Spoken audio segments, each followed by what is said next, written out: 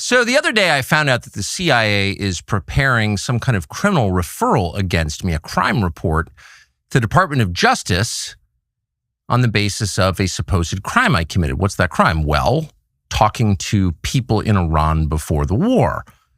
They read my texts. So the crime under consideration apparently would be the Foreign Agent Act or something like that, acting as an agent of a foreign power. And I don't expect this to go anywhere. I'm not too worried about an actual criminal case against me for a bunch of reasons. One, I'm not an agent of a foreign power. Unlike a lot of people commenting on U.S. politics and global affairs, I have only one loyalty, and that's the United States, and have never acted against it. Its interests are the only interests I care about because I'm from here and I have a lot of kids. So that's not a concern. I've also never taken money from anybody. Don't need it, don't want it, and that's provable. And moreover, it's my job to talk to everybody all the time and try and figure out what's happening around the world. That's literally what I do for a living. And I'm not going to stop doing that, nor should I don't think. I'm also an American. I can talk to anybody. I have no secrets to divulge. So legally, I think the case is ludicrous, and I doubt it will even become a case. I'm bringing this up for a couple of reasons, though, and they're pretty obvious. One is that countries tend to become more authoritarian in wartime. It's just the nature of war. People are dying. The stakes are high. People's emotions have risen to a very high point, to a crescendo.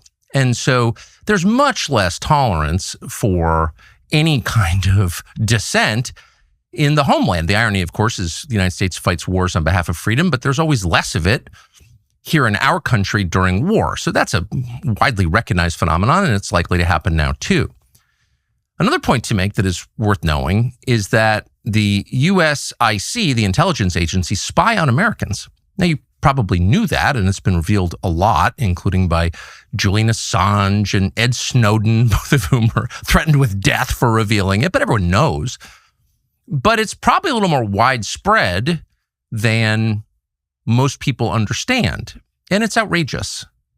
There's no justification for your government, which you own, you're a shareholder in it, you pay for it, to be violating your privacy like this. But it happens all the time. And in fact, one of the reasons that CIA or people within CIA, just to be clear, it's a huge, sprawling, disconnected agency.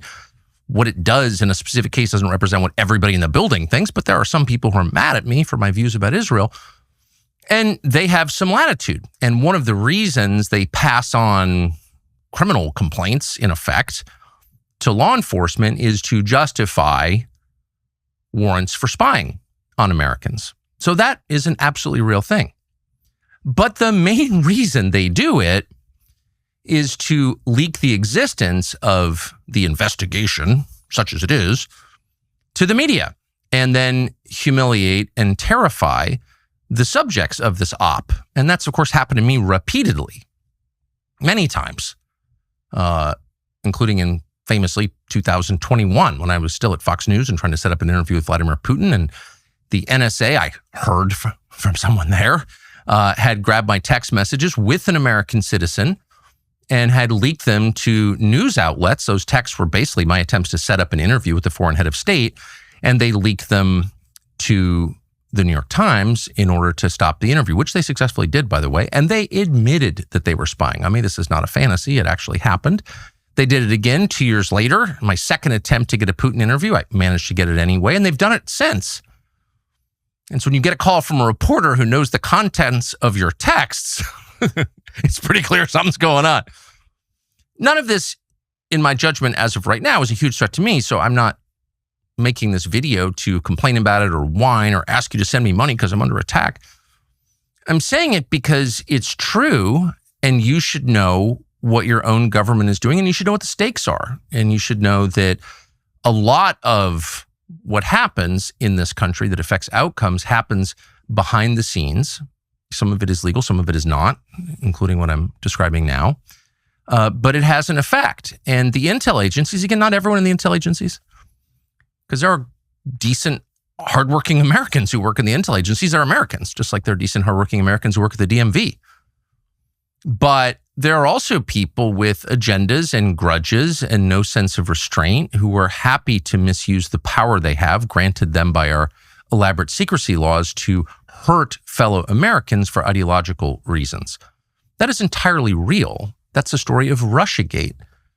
And it's likely that things like that will begin to happen at greater scale now. So you should just know that going forward. Thanks.